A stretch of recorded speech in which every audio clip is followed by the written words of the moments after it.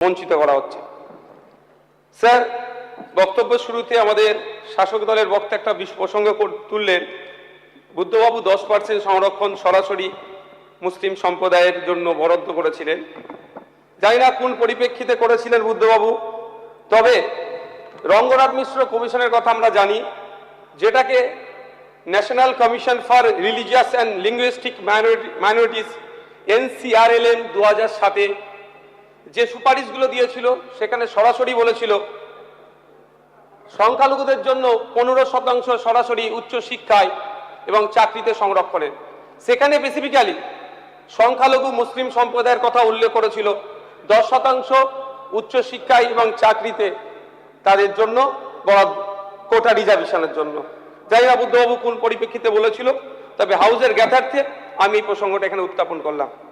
Sir, আমি প্রথমেই এই বিলের বিরোধিতা করছি, কারণ এই বিলের আমরা দেখছি যে কোনো না কোনো জায়গায় এই সংরক্ষণের বিষয়টা নিয়ে যারা পিছড়ে বর্গের আছে, আদার ব্যাকওয়ার্ড ক্লাসেস, যারা ক্লাসের মধ্যে যারা পড়ছে, জাতি বৈষম্য বা হিংসার রূপ ধারণ করতে পারে। স্যার, আমি ইতিপূর্বে এই হাউসে এই ওবিসি নিয়ে চর্চা করতে গিয়ে বলেছি, কোনো মতেই না ওবিসি মুসলিম, না ওবিসি হিন্দু বা অন্য যারা ধর্মের আছে, ধর্মীয় পরিচয় না দেখে একটা স্বচ্ছতার সাথে সায়েন্টিফিক ওয়েতে কমিশনের অ্যাক্টকে মান্যতা দিয়ে, গাইডলাইনকে মান্যতা দিয়ে তৈরি হোক এবং তার পরিপ্রেক্ষিতে সংরক্ষণের ব্যবস্থা করা হোক। স্যার, আমরা ভুলে যাচ্ছি না, ইন্দিরা সাহানি বনাম ভারত সরকারের 1952 সালের মামলা আছে, ঐতিহাসিক রায়, যেখানে স্পষ্টভাবে বলা ছিল 50% মধ্যে সীমাবদ্ধ রাখতে সংরক্ষণ। কিন্তু এই সংরক্ষণ রাখতে কিন্তু ওবিসিদের যে প্রাপ্য অংশ ইচ্ছা মতো এখানে যে কমিয়ে দেওয়া হচ্ছে, এটার আমি স্যার চরম বিরোধিতা করছি। স্যার, ওবিসির মন্ডল কমিশনের সুপারিশ ছিল 27% সংরক্ষণে, যে সুপারিশ করেছিল রাজ্যের সংখ্যালঘু জনসংখ্যার অনুপাতে সংরক্ষণ বাড়ানো দরকার, তার পরিবর্তে 17 থেকে নেবে 7-এ পৌঁছে দেওয়া হচ্ছে।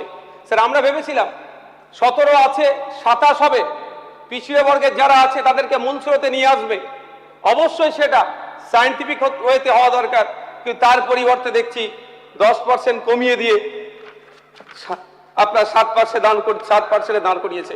ফলে স্যার, পশ্চিমবাংলা যে মোট জনসংখ্যার একটা বিশাল অংশ ওবিসি সম্প্রদায়ভুক্ত, মূলত যেটাকে এ এবং এ বিতে ভাগ করে রাখা হয়েছে, সেই 7% কমিয়ে দিলে সরকারি চাকরি এবং উচ্চশিক্ষার সংরক্ষণের ক্ষেত্রে কোনো না কোনো ক্ষেত্রে তারা এই সম্প্রদায় বঞ্চিত হবে বলে আমরা আশঙ্কা প্রকাশ করছি। শুধু তাই নয় স্যার, মন্ডল কমিশনের যে সুপারিশগুলো ছিল সেটাকেও কোনো না কোনো জায়গা থেকে অবমাননা করা হচ্ছে। ফলে সোশ্যাল জাস্টিসের ধারণা যেটা আছে সেটাও এক প্রকার ধ্বংস হবে।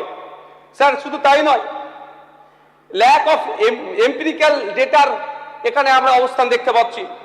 সুপ্রিম কোর্টের নির্দেশনা অনুযায়ী যে কোনো সংরক্ষণ সীমা পরিবর্তন করতে গেলে নির্দিষ্ট এম্পিরিক্যাল ডেটা বা বিজ্ঞানসম্মত সমীক্ষার প্রয়োজন হয়।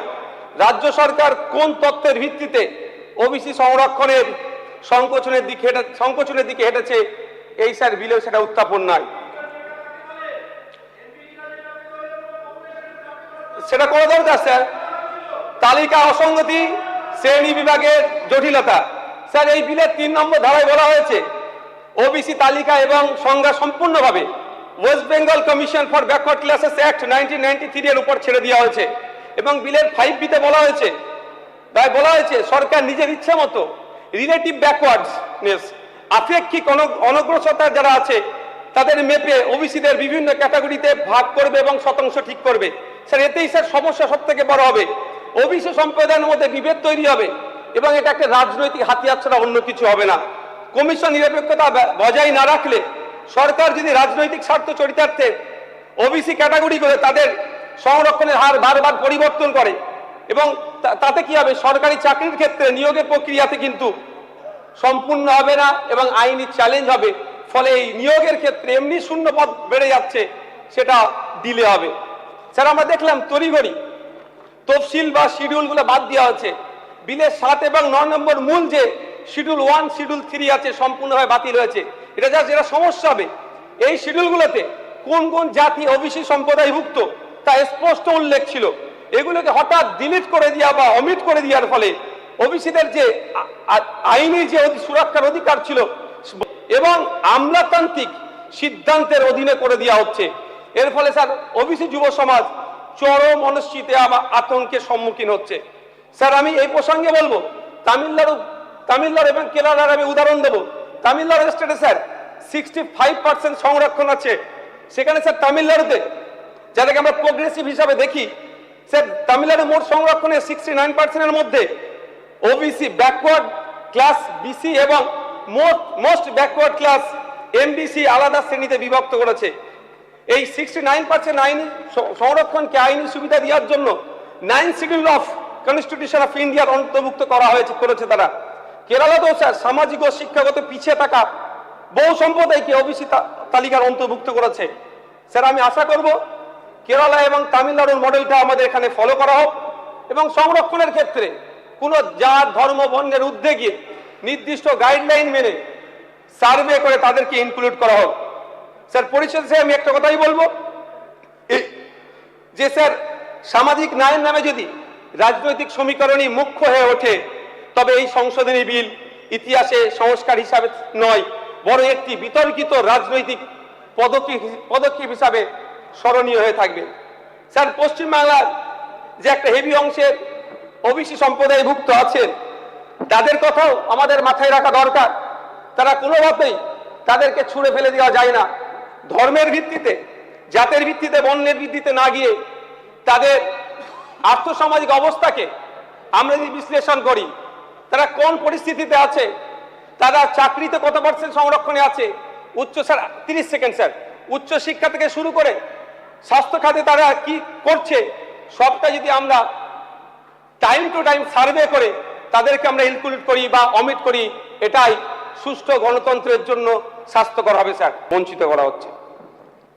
স্যার বক্তব্য শুরুতে আমাদের শাসক দলের বক্তা একটা প্রসঙ্গ তুললেন, বুদ্ধবাবু 10% সংরক্ষণ সরাসরি মুসলিম সম্প্রদায়ের জন্য বরাদ্দ করেছিলেন।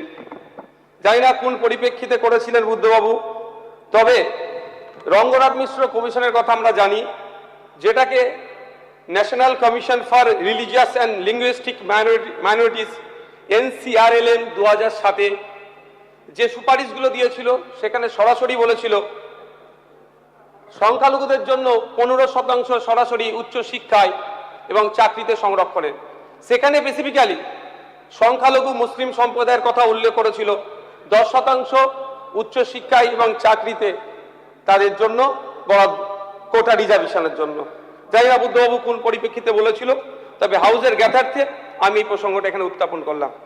স্যার আমি প্রথমেই এই বিলের বিরোধিতা করছি, কারণ এই বিলে আমরা দেখছি যে কোনো না কোনো জায়গায় এই সংরক্ষণের বিষয়টা নিয়ে যারা পিছড়ে বর্গের আছে, আদার